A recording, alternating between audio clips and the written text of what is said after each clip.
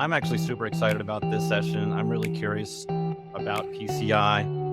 So we'll learn all about that here today. The official release has now happened, and we are currently in the transition period, as is shown in this diagram right here. As of March 31st, 2024, you will then have to perform all assessments and submit assessments past that date to the version 4.0 standard. There are requirements that are found within the 4.0 standard that are what they call future dated requirements, where they are currently listed in the standard, but they basically are giving a longer runway to implement those requirements as they realize they might be very impactful to some organizations to actually implement proper controls to meet that requirement. So I think the key date here is that March 31. So by March 31 next year, everyone needs to be on the 4.0. Let's talk about what's new in 4.0. Casey, what's 623 all about? Yes, it states the bespoke and custom software is reviewed prior to being released into production or to customers to identify and correct potential coding vulnerabilities. To clarify what bespoke means, that's a term that the PCI Council just rolled out with version 4.0. It is essentially custom software that's developed for you, but by another entity. So it's not open source, but it is code that is developed by an outsourced vendor that is provided specifically for your environment. So this is a requirement that applies to any custom service that you have, an application, an API, obviously, that you're using that might have direct implications to interaction with cardholder data or security of cardholder data. And the requirement here is meant to be such that when you are going through the development of that service, whatever it is, you are implementing good code review practices. A note on this requirement with 4.0, they did break this up into two components. This used to be focused on manual code reviews. They now have broken this up. They've said that you have the ability to meet this requirement through automated mechanisms.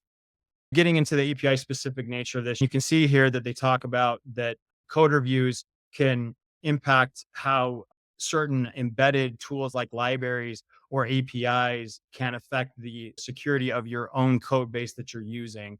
When I see code reviews, I think about like visually reviewing this. Are we talking about testing here as well? Yeah, this could be a combination of static or dynamic application security testing, reviewing the code for known vulnerable third-party software libraries.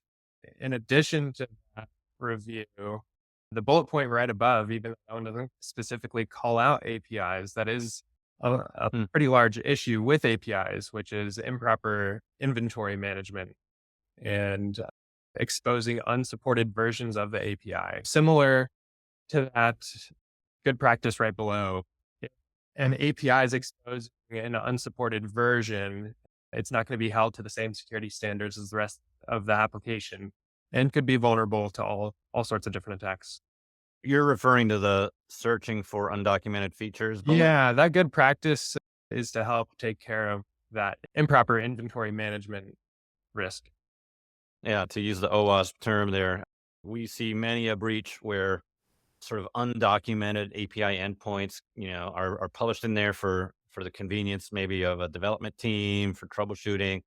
Those API endpoints will get discovered and used and exploited. So certainly relevant to 6.2.3. Then the other good practice right below, checking for correct use of logging to prevent sensitive data from getting into logs.